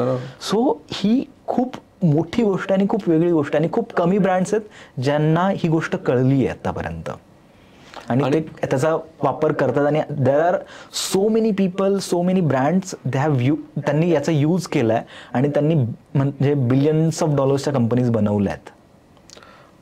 नाही, माझी एक खरी स्टोरी आहे. माझ्या मित्राबरोबर मुंबईमध्ये असताना असंच काहीतरी झालं, आणि मी एका मित्राच्या स्टोरीवर रील बनवली होती. तर त्याला काहीतरी फक्त 50-60 हजार व्ह्यूज आले है ना. मला सवय होती 100K 200K जायला पाहिजे. मी त्याला यार ये कुछ त्यांनी विचारलं क्या हो गया, मला ये कुछ चला नाही रे, 50-60 हजार ही हो गया. त्यांनी माझे डोळे उघडले. तो म्हणला 50,000 म्हणजे काय माहिती का, एक स्टेडियम भरलेली माणसं. करेक्ट.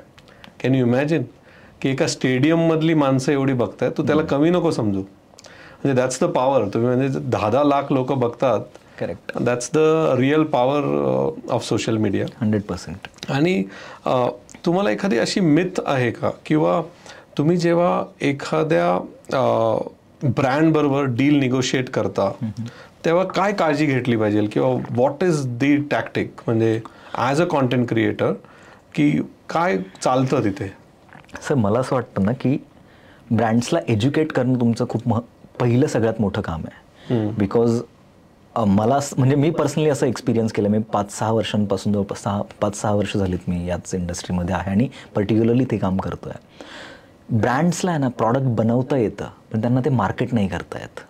ठीक आहे. आणि बऱ्याच वेळेस काय होतात ना की ब्रँड्स मार्केटिंगमध्ये घुसतात की नाही आमचं प्रॉडक्ट आहे, आम्ही त्याला कसं मार्केट करायचं ते बघू. बट इथे त्याची जी ऑडियन्स आहे, आता समजा माझी ऑडियन्स आहे, मला माहिती आहे माझ्या ऑडियन्सला कसं कन्व्हिन्स करायचं किंवा काय सांगायचं त्यांना, कोणत्या वेने सांगायचं. ठीक आहे. जर मी इथे ब्रँड्सच्या साईडने जर ऐकायला लागलो प्रत्येक गोष्ट, तर कुठे ना कुठे त्याचा ना फायदा ब्रँडला होतोय ना मला होतोय. ठीक आहे. त्याच्यामुळे मोस्ट ऑफ द जे इन्फ्लुएन्सर मार्केटिंगचे कॅम्पेन्स आहेत ना ते फ्लॉप जात आहेत.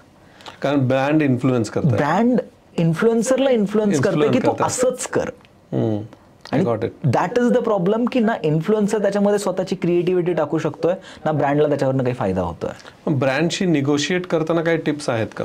ब्रँड्सला आय गेस एज्युकेट करणं is the only option.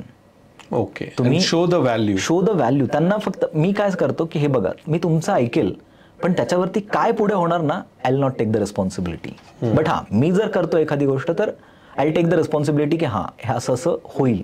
Because मी जे काही तुम्हाला सांगतोय त्याच्या मागे 5-6 वर्षांचा एक्सपिरियन्स आहे आणि मी अशा गोष्टी बघितल्या आहेत आणि प्रॅक्टिकली केलेल्या आहेत त्या. आणि बिझनेस रिलेटेड क्वेश्चन आहे. तुम्ही म्हणाले की यूट्यूब कडून तुम्हाला पैसे मिळतात, चान्सेस असतात मिळण्याचे, मग ब्रँड्स कडून मिळतात. पण एखाद्या यूट्यूबर किंवा कॉन्टेंट क्रिएटरनी स्वतःचा ब्रँड लॉन्च केला पाहिजे का? Yes or no? आणि जर करायचा असेल तर काय राईट टाइम आहे त्याचा?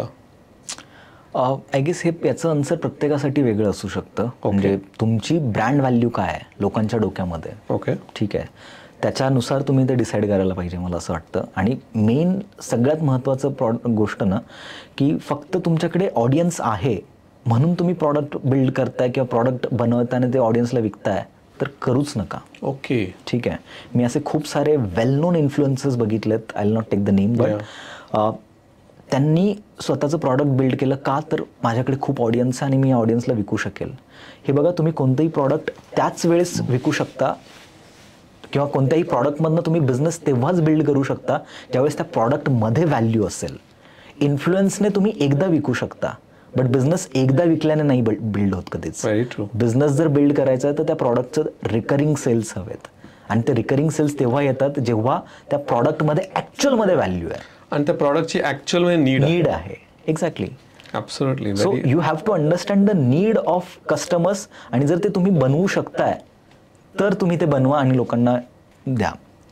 अशी काही एक गोष्ट आहे का जी कॉन्टेंट क्रिएशनची की एक ट्रूथ आहे ते पण ते कॅमेऱ्याच्या पुढे लोकांना दिसत नाही पण ॲक्च्युली ती त्याची डार्क साईड आहे, अशी कुठली आहे का की इट्स व्हेरी टफ?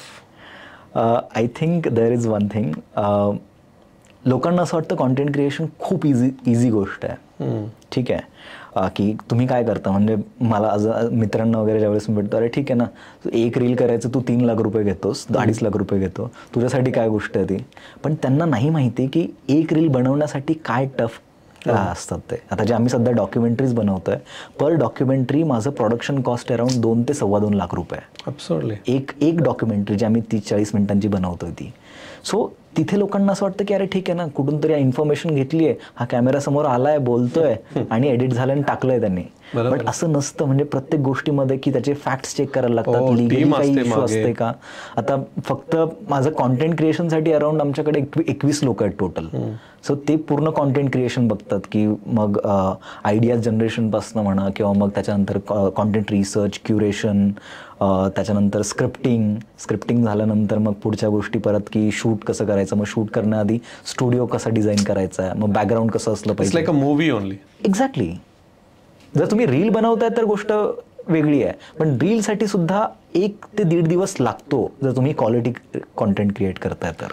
एवढं काम असतं आणि एवढं प्रेशर असतं, ते प्रेशर कसं मॅनेज करता तुम्ही? त्याला काही ट्रिक आहे का की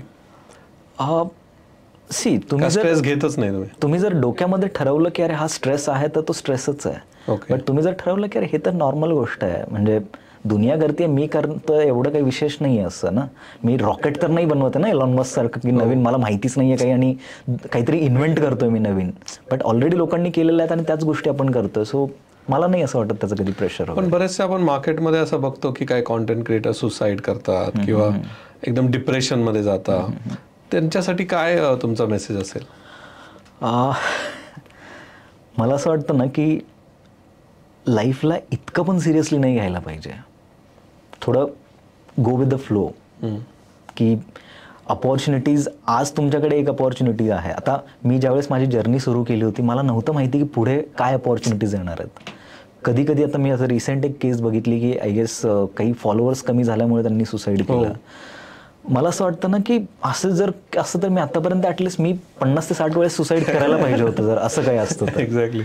बिकॉज माझा पहिला जो सगळ्यात खराब एक्सपिरियन्स होता की मी एका चॅनलवरती 100-120 व्हिडिओज क्रिएट केलेत आणि ते चॅनल रात्रीच मला एक मेल येतो, माझ्याकडे मेलचा पण स्क्रीनशॉट येतो अजून, तर तो मेल येतोय की ड्यू टू कॉपीराईट स्ट्राईक तुमचं चॅनल डायरेक्ट उडवण्यात येत आहे. त्यावेळेस रिकवर कसं करायचं 2016 साली ते पण माहिती नव्हतं.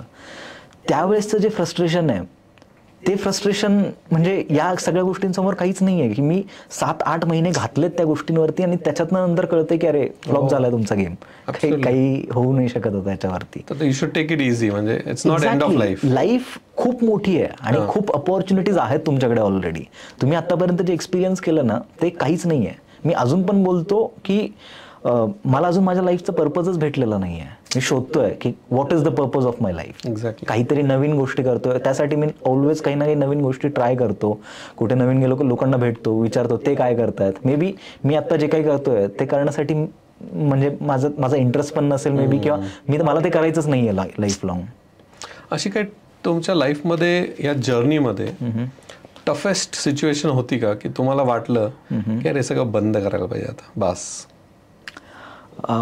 टफेस्ट नाही म्हणता येणार, पण थोडं चॅलेंज वाले जर म्हणाल, कारण की मी कधी टफ घेतच नाही. चॅलेंज की आता वाटलं की खूप झालंय, खूपच प्रेशर येतंय किंवा खूपच. ज्यावेळेस आम्ही आय गेस 2019-20च्या आसपास बिझनेस वगैरे सुरू केला होता. बिझनेसमधनं पैसे येत होते, टीम हायर करत होतो, त्यानंतर मी ऑफिस बिल्ड करत होतो माझं, कारण की शून्यातनं सगळं काही बनवायचं होतं. तर काय व्हायचं की मी महिन्याला जवळपास त्यावेळेस 2-2.5-3 लाखाच्या आसपास सॅलरीज जायच्या माझ्या त्या टायमिंगला. पण त्यावेळेस तो नंबर पण खूप मोठा होता आणि 5-6 महिन्यांचा फेज असा होता की मी कमवतोय 2.5-3 लाख रुपये महिन्याला कमवतोय, पण सगळे काही येत आहेत पैसे ते याच्यामध्ये जातात, रेंटमध्ये म्हणा किंवा मग बाकीच्या गोष्टी, एक्सपेन्स काहीतरी नवीन घेतलं किंवा सॅलरीजमध्ये गेलं, आणि at the end of the month माझ्याकडे राहत आहेत हार्डली 3,000-4,000 रुपये, जिथे मी म्हणजे माझा बेसिक एक्सपेन्स पण नाही निघू शकत. त्या टायमिंगला असं वाटायचं की यार am I going in the right way, की मी स्वतःच काहीतरी प्रॉब्लेम क्रिएट करून घेतोय स्वतःसाठी. पण नंतर त्या हळूहळू त्या गोष्टी सॉर्ट होत गेल्या. सगळ्या गोष्टी एकदा सॉर्ट झाल्यानंतर मग अपॉर्च्युनिटीज अजून वाढल्या, रेव्हेन्यू वाढला, मग त्या गोष्टी नॉर्मल वाटल्या. पण मला असं वाटतं की प्रत्येकाकडं ही गॉड गिवन गिफ्ट नसणार आहे की टू हँडल स्ट्रेस, एन्झायटी एकदम इझिली. तुम्हाला असं काही वाटतं का? कारण हे पार्ट अँड पार्सल आहे की ह्याला काय एखादं सोल्युशन असू शकतं का की असं काही त्याला हॅक आहे का की don't think about the output. Okay. आपण स्ट्रेसमध्ये कधी येतो माहिती आहे सर, की आपण विचार करतो की अरे असं नाही झालं तर काय होईल, ठीक आहे, असं नाही केलं तर काय होईल, ठीक आहे. मला असं वाटतं ना की don't think about the output. तुम्ही इनपुट असं द्या ना की तुम्हाला रिग्रेट नाही झाला पाहिजे आउटपुट आल्यानंतर की अरे मी अजून बेटर करू शकलो असतो. That's a very nice thing. So तिथे इनपुटमध्ये प्रेशर घ्या, आउटपुटचा प्रेशर नका घेऊ. मला असं वाटतं तुम्ही जर इनपुट तेवढं देताय ना, आउटपुट येईलच. आज नाही तर उद्या येईल, उद्या नाही तर परवा येईल, एक दिवस येईल नक्की. कर्म करते रहो, फल की चिंता मत करो. Absolutely, very true. I think that is a possible stress buster ना. एक्झॅक्टली. म्हणजे आउटपुट तुम्ही ह्या लाईफमध्ये इतके अप्स अँड डाऊन्स पाहिलेत फ्रॉम पेरेंट्स साईड, फॅमिली, की तुम्हाला सपोर्ट नाही केला.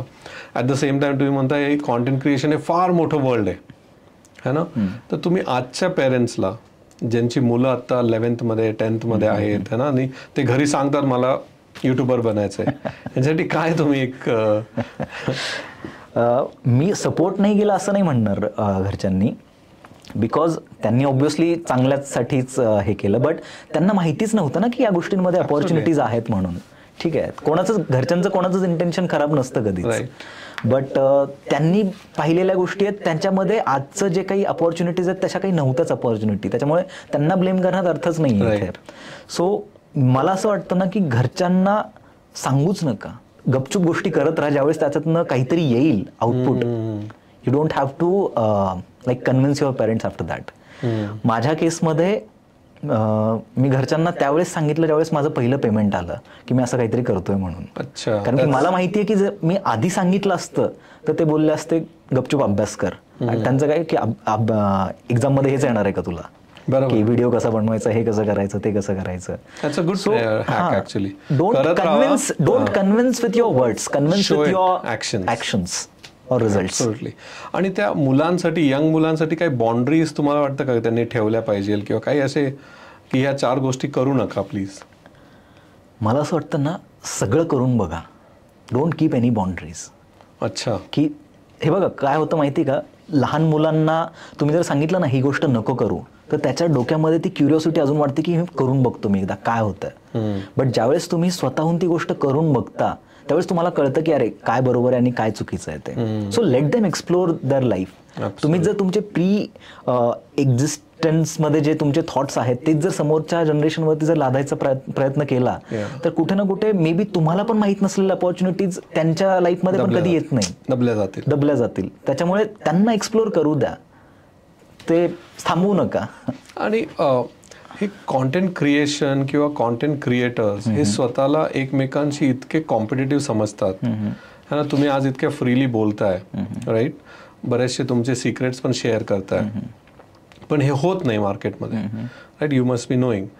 तर हे असे ह्या गोष्टी तुमचं काय मत आहे की specially in Marathi community content क्रिएटर्सनी अशा काही गोष्टी करायला पाहिजे की ज्यांनी ते एकत्र वाढतील सगळे? कोलॅबरेशन करा. त्यानंतर तुमच्या म्हणजे एकापेक्षा दोघं कधी पण बेस्टच. ठीक आहे, तुमच्या कॉन्टॅक्टमध्ये जी लोक असतील त्यांच्याशी डिस्कस करा, रिव्ह्यू करा गोष्टींना. मी अजून सुद्धा माझ्या कॉन्टॅक्टमध्ये जे पण लोक आहेत म्हणजे खूप मोठे मोठे नाव आहेत त्यांच्याशी मी ॲटलिस्ट महिन्यातनं 2 महिन्यातनं जातो, आम्ही एकदा भेटतो. ते काय करतात नवीन, त्यांनी काय ऑब्झर्व केलं, आम्ही काय ऑब्झर्व केलं, आम्ही आमच्या नोट्स एकमेकांसोबत शेअर करतो.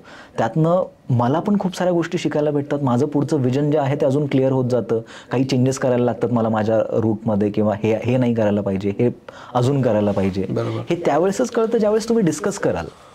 Absolutely, very true. आणि जर मी आता शेवटकडे येतोय, काही टफ क्वेश्चन विचारतोय की यूट्यूब आणि इंस्टाग्राम उद्या बंद झालं तर मंगेश शिंदेची नेक्स्ट गोष्ट काय असेल? मी ऑफलाईन बिझनेसमध्ये घुसेल. ओके, म्हणजे जिथं ऑनलाईन काहीच नसेल? नाही, असं नाही आहे. म्हणजे मला माहिती आहे की see I know how to market things. ठीक आहे, मला मार्केटिंग खूप चांगलं कळतं, समजतं. सो मला असं वाटतं की मी अशा बिझनेसेसला हेल्प करेल ज्यांना ऑनलाईन कम्प्लीट तर बंद नाही होऊ शकत ऑब्व्हियसली. ठीक आहे, काहीतरी नवीन अजून येणारच. जसं 2000 I guess I don't remember 21 का 20 मध्ये टिकटॉक बंद झालं, त्याच्यानंतर 100 नवीन प्लॅटफॉर्म्स आले.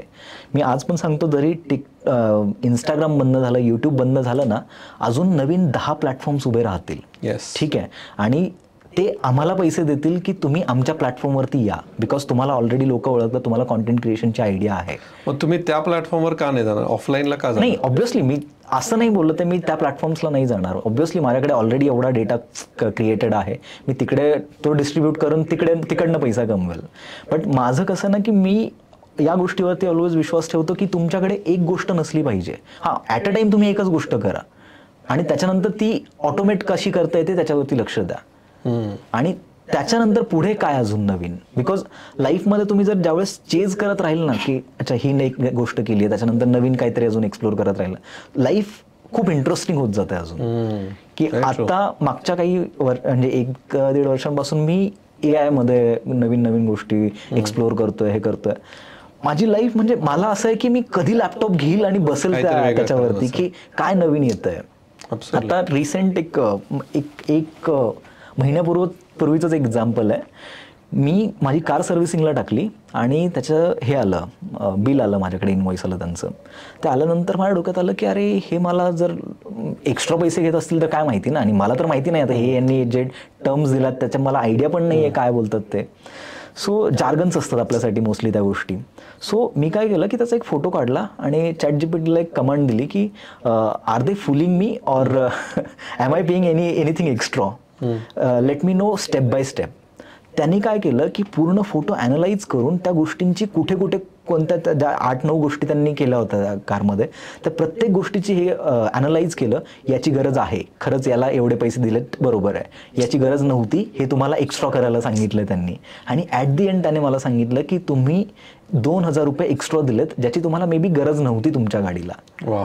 सो ह्या गोष्टी बघितल्यानंतर मला असं वाटलं की यार वर्ल्ड कुठे चाललंय, म्हणजे आपण खूप छोट्या छोट्या गोष्टींमध्ये अडकलेलो आहे. पण जे काही अपॉर्च्युनिटीज आहेत ना त्या कायम आपण एक्सप्लोर करत राहिलो ना तर ते लाईफ कधीच बोरिंग होत नाही. जर तुमच्याकडे 1 करोड बँकेत असतील आणि 1 करोड फॉलोअर आहे, या दोन मधले तुम्हाला चूज करायचं, तुम्ही काय चूज करा? Obviously followers. 1 करोड तर मी एका महिन्यात कमवेल ते. आणि शेवटचा प्रश्न याच्यामध्ये रॅपिड फायरला जायच्या आधी की लेट्स से तुम्ही आज 0 झालात, म्हणजे तुम्हाला काहीतरी एकदम नवीन स्टार्ट करायचं आहे, जुनं काही रेफरन्स घ्यायचा नाही, एव्हरीथिंग, तुमचा 30 डे प्लॅन काय असेल? रिसर्च. मी ज्याच्यात पण मला जायचं आहे पहिले मी अंडरस्टँड करेल ते आहे काय. ओके, ठीक आहे. त्यानंतर एक प्लॅन बनवेल. प्लॅन बनवल्यानंतर तो त्याच्यामध्ये काय प्रॉब्लेम्स येऊ शकतात ते हे करेल. ज्या त्या इंडस्ट्रीतले जे एक्सपर्ट्स आहेत त्यांना भेटेल, त्यांच्याकडनं रिव्ह्यू घेईल की हे असं असं मी प्लॅन करतोय, लेट मी नो की काय प्रॉब्लेम्स येऊ शकतात मला. आणि त्याच्यानंतर पहिले एकदा मार्केट सर्वे केल्यानंतर एक छोट्याशा अमाऊंटसहित मी स्टार्ट करेल एखादी छोटी गोष्ट. त्याच्यावरनं लोकांचे रिव्ह्यूज घेईल की हां हे बरोबर आहे, किंवा एखादे जे तुम्ही प्रॉडक्ट बनवलं किंवा जी काही सर्व्हिस तुम्ही घेऊन आलात आमच्यासाठी तर ती बरोबर आहे की नाही आहे, की याच्यामध्ये काही रिव्ह्यूज अजून चेंज करायचे. लोकांचे रिव्ह्यूज घेऊन त्याच्यामध्ये अजून इटरेशन्स करून मग फुल फ्लेजमध्ये जाईल. आणि ज्यावेळेस मला असं वाटेल की अरे हे प्रॉडक्ट जे आहे ते बनवलं याच्यासाठी लोक पे करायला पण रेडी आहेत, I will go for the investors, जिथे मी स्केल करू शकतो. ओ, सो यू सेइंग रिसर्चला जास्त वेळ द्याल, खूप जास्त प्रॉडक्ट टेस्ट कराल मार्केटमध्ये आणि मग इन्व्हेस्टर घेऊन पटकन, म्हणजे आता जे तुम्हाला 10 वर्ष लागले तुम्ही 1 वर्षात कसं करता येईल करू शकेल मी ते, हे तुम्ही विचार कराल. Absolutely, very good. आपण लहान असताना एक गोष्ट ऐकली होती ना की जे लाकूड तोडणारे जे असतात ते तुम्ही जेवढा टाइम तुमचं जे हत्यार आहे त्याला धार करण्यामध्ये घालवाल ते जास्त इम्पॉर्टंट आहे. ॲब्सोल्युटली. आणि जपानमध्ये जर तुमचा 1 वर्षाचा प्रोजेक्ट असेल तर 7 महिने ते प्लॅनिंगवर घालवतात. एक्झॅक्टली. 3 महिने एक्झिक्युशन आणि 2 महिने टेस्टिंग. सर तिथे काय होतं ना की तुम्हाला प्रॉब्लेम्स येणाऱ्या गोष्टी ऑलरेडी माहिती असतात. एक्झॅक्टली. आणि तुम्ही वेल प्रिपेअर्ड असता, तुम्ही मेंटली फ्रस्ट्रेट होऊन तो बिझनेस बंद नाही करत. बरोबर आहे. ॲब्सोल्युटली. थँक्यू. तर आपण रॅपिड फायर चालू करूया. आत्ता बरेचसे असे फाउंडर्स आहेत, ऑन्टरप्रिनर्स आहेत, त्यांना असं वाटतं की त्यांना सोशल मीडियावर त्यांचा प्रेझेन्स व्हायला पाहिजे, त्याचा त्यांचा ब्रँडिंगला फायदा होईल. तर त्याच्यासाठी काय तुम्हाला काय वाटतं, काय करायला पाहिजे त्यांनी? आणि त्यांनी एजन्सीची मदत घ्यायला पाहिजे का स्वतः स्टुडिओ सेट केला पाहिजे, स्वतः करायला पाहिजे, सोपं आहे नाही, काय वाटतं तुम्हाला? सर इथे प्रत्येकासाठी आन्सर वेगळं असेल माझं, म्हणजे कस्टमाइज्ड सोल्युशन असतील त्याच्यामध्ये. बिकॉज जर तुमच्याकडे रिसोर्स आहेत तर don't waste your time. Okay, ठीक आहे. तर तिथे go for the agency, because तुम्हाला फर्स्ट डे पासूनच एक्सपर्टीज मिळते. ठीक आहे. जर तुमच्याकडे रिसोर्स नाही आहेत तर start with your own skill set. आणि याच्यासाठी खूप काही असे गोष्ट लागत नाही. नॉर्मल तुमचा mobile is more than enough. हो ना. ठीक आहे. सो तिथे आहे. पण मेन काय ना की तुम्ही काय सांगताय आणि तुमची स्वतःची क्रेडिबिलिटी कशी बिल्ड करताय. बिकॉज लोकांना फेमस का व्हायचं की त्यांच्या कंपनीचे व्हॅल्युएशन्स वाढले पाहिजे, कंपनीला बिझनेस भेटला पाहिजे. Obviously that is the purpose. So first of all understand की तुमचा बिझनेस कोणत्या जॉनरामध्ये आहे, कोणत्या सेक्टरमध्ये आहे, त्याच्यात तुमची एक्सपर्टीज किती आहे आणि त्याच्यात ऑडियन्सला तुम्ही काय नॉलेज देऊ शकता. या तिघांचं एक कॉम्बिनेशन करून तुम्ही स्वतःची एक निश क्रिएट करू शकता, बिकॉज इथे तुम्हाला पैसे अर्न नाही करायचे, बट तुमच्या बिझनेसला प्रमोट पण करायचं आहे. लोकांच्या डोक्यामध्ये तुमच्याबद्दल जी क्रेडिबिलिटी असली पाहिजे ती पर्टिक्युलर त्या गोष्टीमध्ये असली पाहिजे. म्हणजे फॉर एक्झाम्पल तुमचा बिझनेस जर हॉटेल इंडस्ट्रीमध्ये आहात तुम्ही, तर तुमचं जे पण नॉलेज आहे, तुमचे जे एक्सपिरियन्स, जसं तुम्ही एक्सपिरियन्स शेअर करतात तसंच एक्सपिरियन्स तुम्ही तुमच्या कॉन्टेंट थ्रू शेअर केले पाहिजेत. बिकॉज लोकांना एक्सपिरियन्स ऐकायचे आहेत, एक्सपिरियन्स मधनं त्यांना ज्या व्हॅल्यू भेटतात ना त्या असं नॉर्मल नाही भेटत कुठे. सो ते तुम्ही एक्सपिरियन्स तुमचे शेअर करा, बिकॉज ते 100% जेन्युअन आहेत, ओरिजिनल आहेत. ठीक आहे, लोकांना असं वाटतं की अरे नाही ते काय माझ्याकडून गोष्टी ऐकणार आहेत कोणी, पण त्याच गोष्टींना ऍक्च्युअली व्हॅल्यू आहे. सो त्या गोष्टी तुम्ही सॉर्ट करा. तुमचे जे पण कुठे जाताय, तुम्ही कोणाला भेटता, तिथनं जर तुम्हाला एखादी नवीन काहीतरी गोष्ट भेटली तर त्याच्यावरती तुम्ही बोला. टेकअवेज असला पाहिजे प्रत्येक तुमच्या व्हिडिओमध्ये, की एखादा व्ह्यूवर जर तुमचा तो तुम्हाला पैसे नाही देत आहे, बट तुमचा जर तो 1 मिनिटाचा व्हिडिओ पाहतोय तर त्याने तुम्हाला त्याचा 1 मिनिट दिला आहे. सो त्या वेळेची तुमच्याकडे व्हॅल्यू असली पाहिजे, तुम्ही त्याची किंमत ठेवली पाहिजे. सो त्याच्यानुसार मग तुम्ही काय त्यांना ॲट दी रिटर्न देताय ते महत्त्वाचं आहे. त्याच्यामध्ये मग अशा गोष्टींवरती मला असं वाटतं की फोकस करायला पाहिजे स्टार्टअप फाउंडर्सने. पहिले तुमचा जॉनरा अंडरस्टँड करून तुम्ही कशावरती बोलू शकता, तुमच्या एक्सपर्टीज आणि बिझनेसला कंबाईन करून, आणि मग त्याच्यानंतर तुम्हाला काय बोलायचं आहे, तुमची एक स्ट्रॅटेजी काय ठरवायला पाहिजे. थोडं एक्सपर्ट लोकांशी पण बोला, बिकॉज मला असं वाटतं ना की तुम्ही जर जसं मी तुम्हाला म्हटलं की मी स्वतः जर एखादा बिझनेस झिरोपासून बिल्ड करायचं म्हटलं, माझ्याकडे जर रिसोर्सेस नाही तर मला एखाद्या लेवलपर्यंत, फॉर एक्झाम्पल 100 करोड जर मला रीच करायचं तर मला 5 वर्ष लागतील तिथे. बट जर मी एका वर्षात ती गोष्ट समजली कशी असते, आणि जर एखाद्या इन्व्हेस्टरला घेऊन मी 2 वर्षातच तो 100 CR पर्यंत घेऊन गेलो, तर इथे मी पण पॉझिटिव्हमध्ये आहेत आणि माझा टाइम पण वाचलाय. Because time is the thing जे आपण परत नाही घेऊ शकत. कारण की त्याच्या टाईमपेक्षा व्हॅल्युएबल काहीच नाही आहे याच्यामध्ये. So try to save your time in any possible way. Absolutely. And I would also agree की जर तुमच्याकडे असतील पैसे तर एजन्सी 100% इन्व्हेस्ट, नसतील तर ठीक आहे, जोपर्यंत येत नाही तोपर्यंत स्वतः करा. नसतील तरी पण सोल्युशन्स आहेत त्याच्यावरती. आजकाल जे स्टुडंट्स आहेत त्यांना इंटर्नशिप्स हवे आहेत, कॉलेजेसमध्ये जा, कॉलेजेसमध्ये त्यांना सांगा की असं असं करायचं, मी इंटर्नशिप प्रोव्हाइड करतोय, तिथून 2-3 लोक घ्या ज्यांना एडिटिंग येत आहे, ज्यांना कॅमेरा हँडलिंग येत आहे, त्यांना घेऊन या. त्यांना वीकली वगैरे त्यांना एक मिनिमम अमाऊंट तर पे करू शकता तुम्ही. 3,000-4,000 मध्ये तुम्हाला इंटर्न्स भेटून जातील. ते पण तुमच्याकडनं खूप साऱ्या गोष्टी शिकतील आणि तुमचं पण काम होऊन जाईल इथे. Very true. Great. Figure out the ways. Actually it's end of the day same. आपण आता रॅपिड फायर चालू करूया. You can answer in 1 word or 1 sentence. एका शब्दात किंवा एका सेंटेन्समध्ये तुम्हाला करायचं आहे. एक अशी मिस्टेक जी तुम्ही रिपीट नाही करणार. जेव्हा माझ्या डोक्यामध्ये एखादी कॉन्सेप्ट येते तर त्याच्यावरती खूप जास्त विचार नाही करणार, सुरू करेल त्याला. सुरू करेल. ओके. एक ॲडवाइस कॉन्टेंट क्रिएशन मध्ये जो एंटर करतोय त्याच्यासाठी. बी consistent and explore and improve. Okay. Formal education और स्किल्स. स्किल्स. ओके. आणि हा थोडा ट्रिकी क्वेश्चन आहे पण यू कॅन चूज. यूट्यूब का इंस्टाग्राम. YouTube always. अच्छा ठीक आहे. तुमचा फेवरेट क्रिएटर कोण आहे? मराठीमध्ये माझा एक फेवरेट क्रिएटर आहे RJ Soham. I like him because तो जितक्या ज्या इंटेन्सिटीने, आणि मी त्याला ॲक्च्युअलमध्ये बघितलं आहे, म्हणजे क्रिएटर कॉन्टेंटच्या तर गोष्टी बाजूलाच राहू द्या, म्हणजे कॉन्टेंटमध्ये he is doing good, but ज्या इंटेन्सिटीने ज्या स्पीडने तो माणूस बोलतो that is actually appreciable thing. म्हणजे एवढं मी कोणत्याच क्रिएटरला 1 टेकमध्ये बोलताना नाही बघितलेलं आजपर्यंत. ओके. पण लास्ट क्वेश्चन, तुमची जर्नी एका शब्दात कशी डिस्क्राईब करा? Exploring. Perfect. Thank you so much. खूप मजा आली. एकदम छान वाटलं तुमच्याशी बोलून. तर आपण मंगेश शिंदे सरांकडून आज जे शिकलो ते मी समराईज करतो.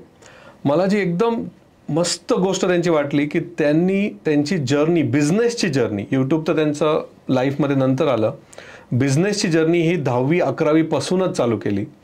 ही आय थिंक एक क्युरिओसिटी ही जी एक स्किल आहे ना, ही प्रत्येकाकडे असली पाहिजे.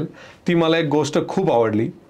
त्यांनी पॉझिटिव्हली, म्हणजे ते कॉलेजमध्ये 1 वर्ष YD झाले, त्याचा त्यांनी पॉझिटिव्हली घेऊन बिझनेस कसा केला. आय थिंक हे एक माइंडसेट आपल्या सगळ्यांकडे पाहिजे आहे की पॉझिटिव्ह कसं घ्यायचं.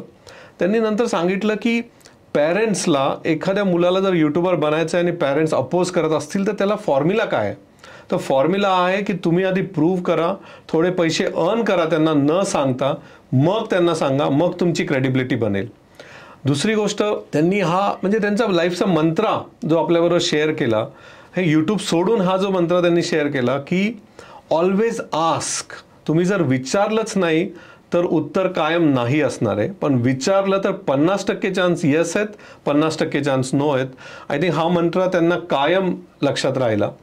नंतर आपण त्यांच्या यूट्यूबचा मास्टर क्लासबद्दल आपण बऱ्याचशा गोष्टी विचारल्या ज्या मला असं वाटतात महत्त्वाच्या आहेत, की research is the most important thing. तुम्हाला रिसर्च हा करायलाच लागणार, ॲनालिटिक्स, रिसर्च. दुसरी गोष्ट ते म्हणाले, कॉन्टेंट तुम्ही तुम्हाला वाटतंय म्हणून बनवू नका. जो कस्टमर, तुमचा जो व्ह्युअर आहे, त्याला जो कॉन्टेंट पाहिजे तो कॉन्टेंट तुम्ही बनवला पाहिजे. तुम्हाला वाटतंय म्हणून तुम्ही कॉन्टेंट प्लीज बनवू नका.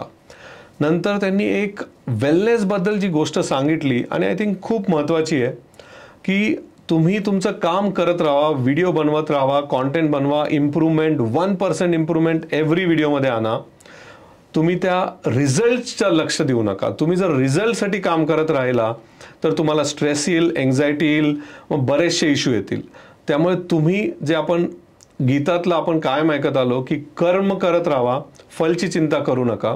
आय थिंक हेच त्यांचा पण लाईफचा मंत्र आहे. बऱ्याचशा गोष्टी आपण बोललोय, मी स्वतः त्यांच्याकडनं इतकं शिकलोय आज. तुम्ही सगळे पण नक्की याच्यातनं शिकाल. थँक्यू.